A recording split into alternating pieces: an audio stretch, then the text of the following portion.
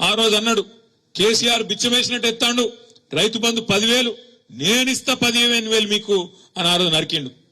ఇవాళ ఇప్పటి వరకు నాట్లు పడ్డాయి, ఎక్కడోళ్ళు అక్కడ రైతులు ఒకళ్ళ మొగాలు ఒకళ్ళు చూసుకుంటారు.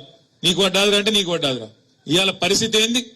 కేసీఆర్ ఉన్నప్పుడేమో రైతు బంధు ఒకటే వారం రోజుల లోపల 70 లక్షల మంది రైతుల ఖాతాల్లో 7,500 కోట్లు ఒక వారం రోజులు వస్తుండే. ఇలా ఉన్నదా పరిస్థితి? ఒకళ్ళ ముఖాలు ఒకళ్ళు చూసుకొని రైతులు అనుకుంటారు కేసీఆర్ చెప్పింది వాజిబే ఉండే, మనం నమ్మి మోసపోయినాం, ఆగమైనమనే మాట రైతుల్లో ఉన్న మాట వాస్తవం అయితే గట్టిగా చప్పట్లతో మీరు చెప్పాలని చెప్పి నేను కోరుతా ఉన్నా. ఒక రైతులే కాదు, ఇవాళ ఆడ కొద్దిగా ట్రాఫిక్ జామ్ అయితే ఆయన బయటకు వచ్చి ఆటో ఎక్కి తెలంగాణ భవన్ కు పోయినా, మన పార్టీ ఆఫీస్ కు పోయేటప్పుడు ఆ తమ్ముడి పేరు శాతం రమేష్, ఆటో డ్రైవర్ పేరు, మాట్లాడుకుంటూ ముచ్చట పెట్టుకుంటూ పోయినా ఏం సంగతి అని. ఏం రమేష్ అన్నా మరి ఏం సంగతి అంటే ఏం చెప్పమంటావే, ఆలేరు నియోజకవర్గం బతుకు తెరువు కోసం హైదరాబాద్కి వచ్చిన మూటకొండూరు అనేది మా ఊరాడ, నాకు 2 పిల్లలు, నాచారం కాడు ఉంటా, 25 ఏళ్ళకెళ్ళి నడుపుతున్న ఆటో. మరి ఇవాళ నా పరిస్థితి మార్పు అని ఆయనతో మా కుప్పనే ఉచ్చుకున్నారు వీళ్ళందరూ కలిసి.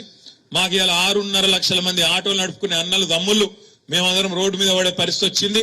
ఇదివరకు రోజుకు 1,000-1,500 సంపాదించుకుంటుంటే ఇవాళ నాకు రోజుకు 500-600 కూడా వస్తలేదు.